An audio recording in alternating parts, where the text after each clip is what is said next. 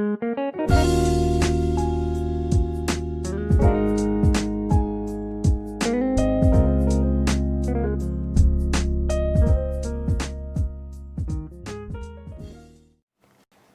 everyone.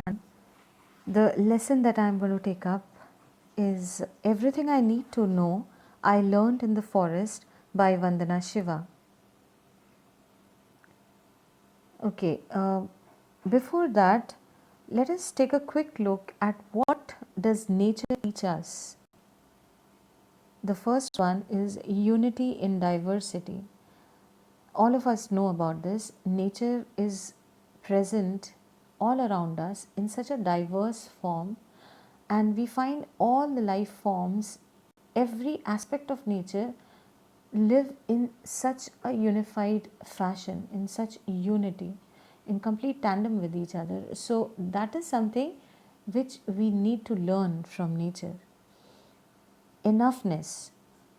There is a lot, there is enough in nature to provide each one of us, to everyone, provided we use it judiciously. So that is something that we need to understand and learn. Contentment, well, all of us need to learn this particular characteristic and particular quality, to be content with what we have and however things have been given to us. Discipline, a very simple example of discipline can be the sunrise and sunset, the disciplined manner in which all the aspects of nature work. That teaches us discipline in our lives, and we should inculcate that habit from nature itself. Restoration. Restoration is the way the leaves are shed by trees in the month of autumn, uh, in the season of autumn. That does not, that teaches us how the leaves are shed at one time and just to get back, bounce back to life in this season of spring. So that is something that we need to learn from nature, that even if at times we have to shed our leaves, we have to uh, follow this particular way, we would get back to life in the same way as nature does. We would be revived back to life just as it is in the spring season, in its full bloom. Okay, so that is something that nature teaches us: restoration or revival. Self offering. All the resources of nature offer themselves, and we human beings readily take it up and make use of every resource that nature provides us, in terms of medicine, in terms of food, in terms of timber, and so many things. So even we should be prepared to offer our services to the society. We too need to be self-offering. That's a huge quality that we can learn from nature. Consistency is again something that we need to learn from nature. Example can be the phases of the moon, that the way the phenomenon or the various things are, they exist in nature, they are so consistent in their ways, and there is no moving away from a particular set pattern. So that is something that we need to learn from nature again. Independence, well, again, this is one more attribute that we need to learn from nature. So all these things are some wonderful qualities that all of us need to take a look at and imbibe, put within ourselves, bring within ourselves, or develop within ourselves. Okay, Vandana Shiva's introduction. Is she? We will talk about her parents here first. Her father was a forest conservator and her mother was a farmer. She belonged to the Garhwal region of Himalayas, and her early life, in the essay she says that she learnt about ecology from the Himalayan forest. So all the understanding that she had about ecology came from a very early stage of her life, She also says that the songs and poems that her mother composed for her were all about India's forest civilizations. So, from that very early age, she had a very good understanding of the importance of ecology. Then, her involvement with Chipko movement, uh, there were some reasons that made her get involved with the Chipko movement. In the year 1970, she witnessed the peasant women, these women who were farmers, they come out in defense of the forest. They were uneducated women, but then they were the one who understood the importance of forest. They were the one to understand that the importance of forest does not just lie in the timber, but it lies in the springs and streams. It lies in the food that they get for the cattle, the fuel that they get for their herds. So that is the importance of the forest, and that is why these women came up in defense of the forest when there was too much of logging taking place there, and that resulted in landslides and floods and scarcity of water and fodder and fuel. So all these problems were taking place because of the logging, and these women understood that. Another was 1973. In that year, when she was about to leave for Canada to do her PhD, she visited and noticed that the forests were gone and the streams were nothing but a trickle, which she had seen in such a beautiful form when she was young. All those seemed to have vanished by the time she got back in the year 1973. So that made her get involved with the Chipko movement. And then, as a volunteer, she started going for these walking pilgrimages. She documented deforestation, about deforestation, and the work of the forest activities.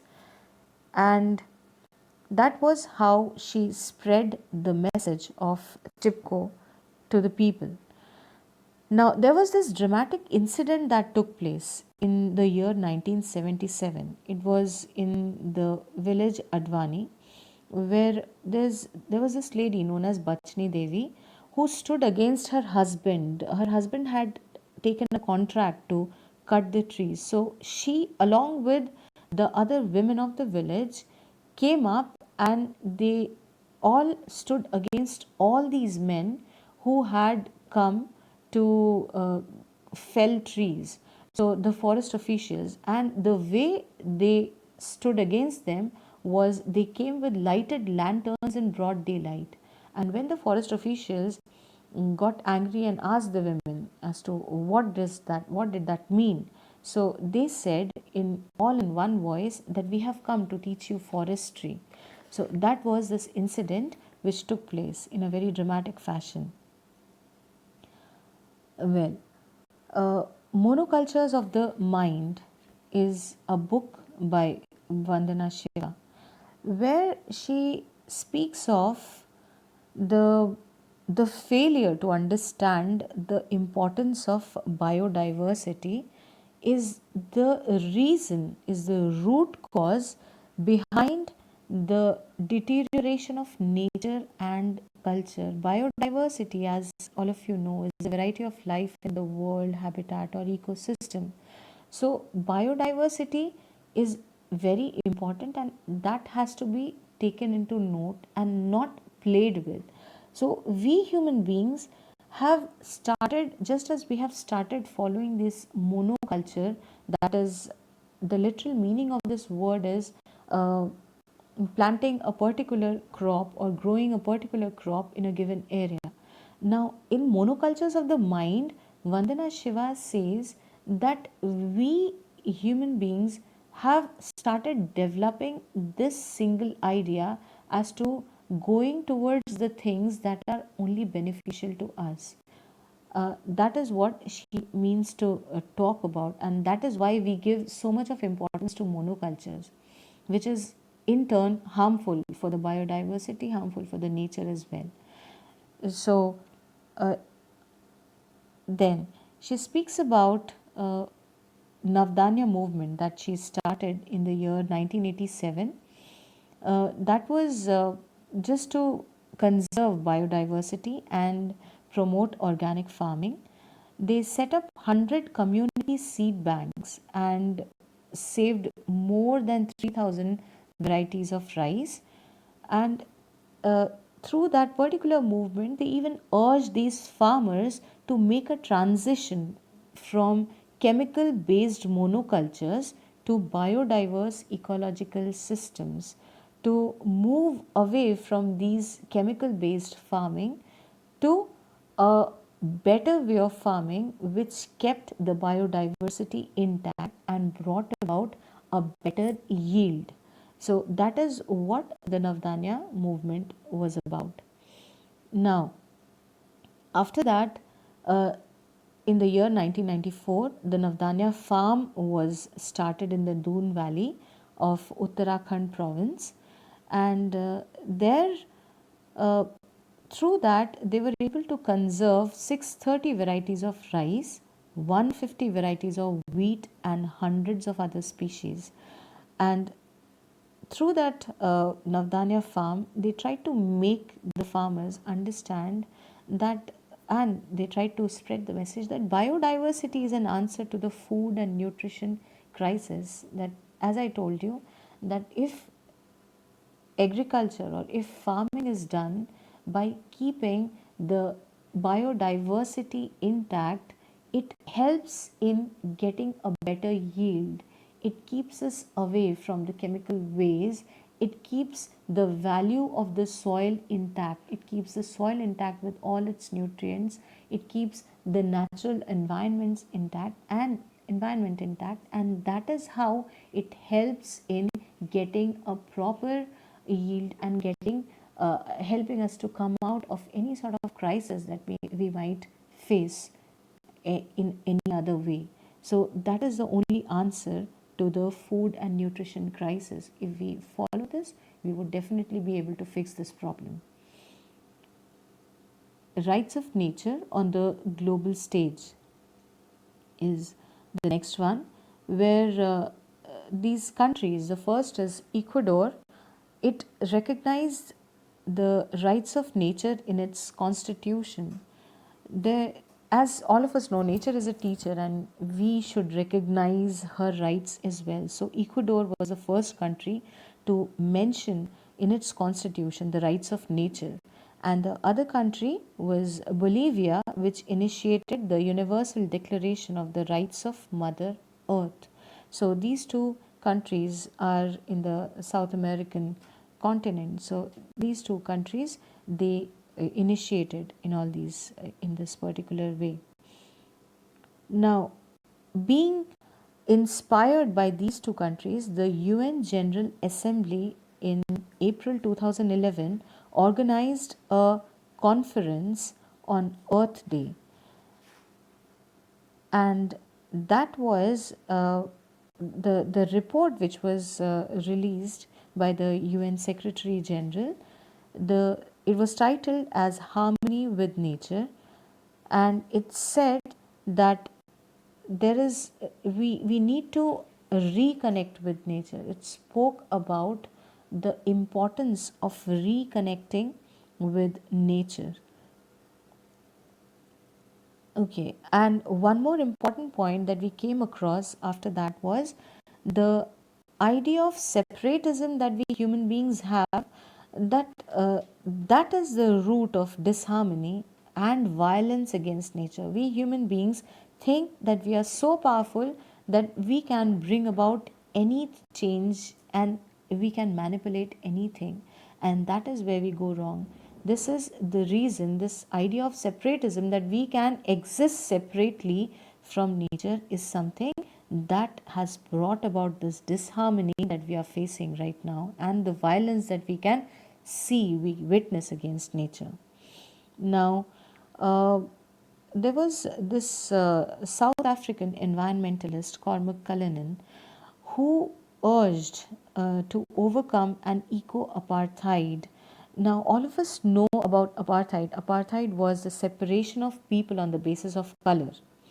Now, he coined a new term, eco apartheid, that again was based on this idea of separateness, that the illusion that we human beings have, that we can again exist separately from nature. That illusion of separateness of humans from nature in our minds and lives needs to be uh, cleared, needs to be get rid of, because we cannot exist without nature.